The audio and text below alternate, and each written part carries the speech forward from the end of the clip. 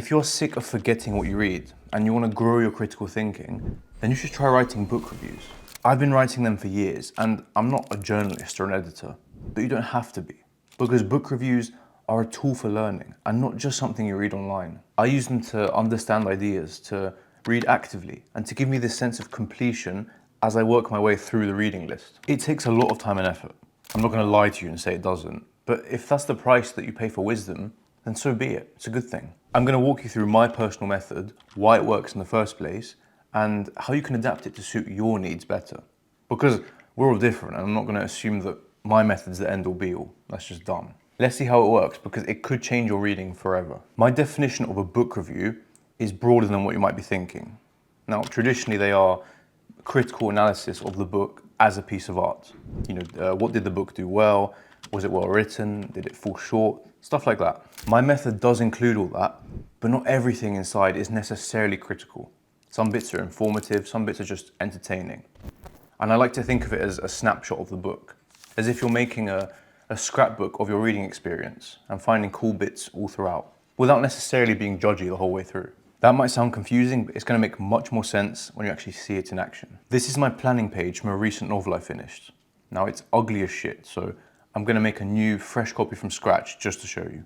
The first step is to create a numbered key, and these will represent the categories that you want to include in your book review. For me, that's a label of 1 through 7, and I include categories like the overview, the core themes, the writing style, and my personal favourite, anything that gave me the fizz. And that's just stuff I really liked or found interesting. These categories are personal, meaning you decide them. And if you need some inspiration for what to include in your own reviews, then I'm going to put a longer list later on for you to maybe borrow from, so stay tuned. The next step is to read through the book. And when you spot something related to one of your categories, you can mark it for later in your notebook with that number key. For example, early on in this book, which is fantastic by the way, I will be glazing it, you are met with this disgusting, almost gory description of the smells in 18th century Paris. And it just sets the mood so beautifully, it shows you what's to come, and the prose is great too. In my notebook, I write the number of the category which this snippet falls under. Usually it's just 1, but sometimes it can be 2. In this case, the gross description falls under the context category, and that's number 2 in my key. And I chose that because it sets the scene, it shows you the mood, and it shows you that smell is going to be at the core of the book. And it's not a shocker when you look at the name of the book. I join that with the page number I found it on, and usually a very short comment on what it is and why I highlighted it. I mean, here it was literally 2 words, smell-centered. This is just to help you in the future, so you don't sit there days later thinking, well, okay, what the hell is this and why did I write it? For another example, on page 15, I noticed that the narrator changed depending on who was talking, as if it was their internal monologue, and not this fixed, impartial third-party narrator. I'm sure there's a technical term for that, but I don't know it. I didn't do English literature in college, but if you do, let me know. For this, I write the number 4, and this represents my writing style category, and I give a short summary of my thinking. And of course, I try my best to be selective and to not mark everything, because then it gets messy and, confusing. I typically end up with a few A5 pages filled out, which is not bad, that's approachable. And if you roll your eyes at the thought of all that effort, I get that. But just remember, this is a model. You can adapt it, you can change it, you can make it easier, and you'll see how you can do that later on. So for now, we move on. Now there's a problem. This plan is not linear. The numbers, the categories, they're all mixed up throughout the length of the book. And if we're going to write a linear review, then we need to gather all these numbers into their respective groups. So we have some organization. So all the 1s have to go together, all the 2s, the 3s, and so on. And that's because if we're going to write about the themes, for example, then we have to gather all of the themes from across the whole book together. We can't just leave them separate and, distant from each other. In Obsidian or Docs or whatever you want, I go through each number category and I collect them all under their proper heading, like I did here with my review on the Epic of Gilgamesh. It's kind of like synthesis, where you collect ideas from all across the book and then you refine them and distill them into the book review. And of course, not everything in your plan will end up in the book review. Not everything will be worth writing about, and that's a call for you to make. For example, in my final write-up in Obsidian, under the core theme section, I went through my plan and I picked out anything with the number 3, which represented the core themes.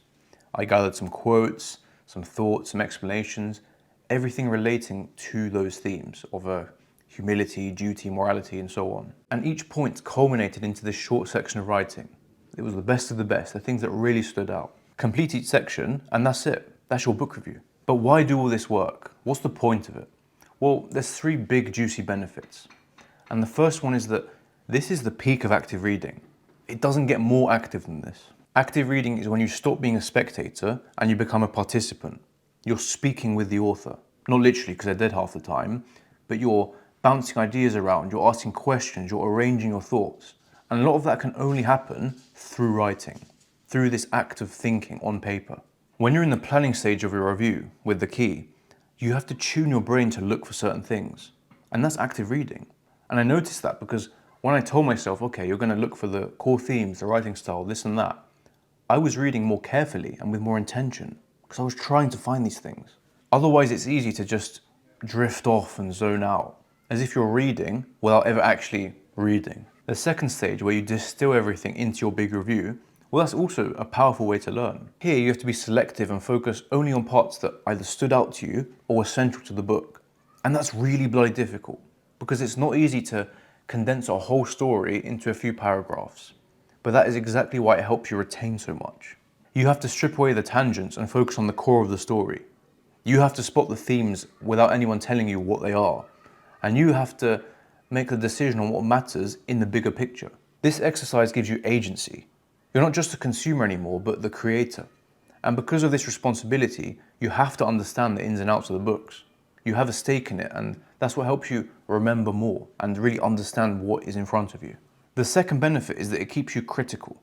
And again, I tend to glaze books. I feel like in general, I'm bad at criticizing media, whether it's films, books, whatever. Am I being unfair? Am I being too harsh? Am I not criticizing it enough? Am I even noticing these things in the first place? It's a mess. But writing book reviews has completely changed that for me because it's given me a way to practice. And it's like, whoa, crazy. If you practice something, you get better at it. I should have known. When you challenge yourself to look for criticism, you find it. That's what intentional reading is. And I always compare it to film nerds.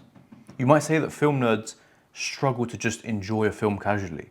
And that's because they're so wired to study the details and to find the criticism of the cinematography, the plot, whatever. They're so tuned into that they can't just forget it and enjoy the film. Now, of course, that's an extreme case, and I still hope you enjoy your books. But the point is to know that criticism comes with intention. And it gets even better because when it's time to write your criticism, you actually have to explain it. You can't just say, oh, this was problematic, oh, the vibes were off here. This is not a Reddit thread. You need actual real life criticism, you need real life reasons, arguments, and rationality. You can't just get away with shallow takes like that. And because I have to explain myself, this has made me into a more confident critic. I can now declare I liked this and this, but I didn't like this, and I can give reasons for that and feel that I have some sort of basis for saying it. So the more you practice your criticism, the better you get at it. And that is a nice skill to have. My third and final benefit is a bit more personal to me. But judging from the comments you leave and the emails you send me, I think you might resonate with it. Writing reviews gives me a sense of completion. It feels nice to move on to the next book knowing that you gave the past one all the effort that it deserved. You wrapped it up, you boxed it nicely, you squeezed out all the insight it had to offer. And that is just satisfying. It's a great pleasure to build this portfolio of book reviews and to treat books with this methodical, maybe somewhat autistic approach. Maybe it's just me, I don't know, I like it though. Now we get to the part where you make this your own. And I want to show you a few different approaches from my one. Maybe something simpler, maybe something easier, maybe something more strict. But ultimately, these are all a ballpark, and it's your job to decide what suits you. First and most obviously, you can customize the categories in your key, the things that you want to focus on. And there are no rules here. You can go for a more informative overview style approach, or you can be more traditional and do a more critical, opinion-centered approach. As promised, here are some other categories that you can add to your review. And you can do as many as you want or as little as you want. It's all up to you. Now for the question of formats. Well, I write a fair bit, I know that. And I do that because I like it, and because recently I started sharing them on my newsletter. So I try and make them more polished and official. You can write less, you can switch to bullet points, or you can even directly pluck out quotes and passages that capture the point you're trying to make. Sort of like I do in my Obsidian source notes, which are completely separate from the book review, but it shows it off. If you want a more simple and structured approach, I have a style for that. And it's one of my first ones I used back in the day. I would write down a bunch of questions in a template style, with blank spaces. And then as I read, I would try to answer each of these questions. These could be general questions, or they could be questions made specifically for that book. For example, I have this one on Mesopotamian history, and I might read this wanting to learn about the economy of Babylon, how they worshipped, or maybe if there was a class system and how that worked. So naturally, I write those questions down, and as I read, I keep an eye out for their answers and fill them as I go. It's the same kind of mindset as the book review, but it's much more focused on your specific curiosity. This video kind of belongs to a series, the tools for learning.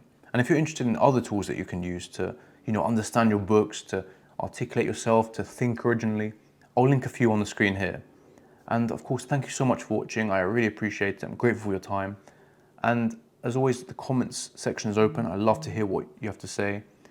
And my emails are open too. I take ages to reply, but I do get there eventually. So if you have any questions, you have any problems, suggestions, please share them. I love to hear it. Thank you so much.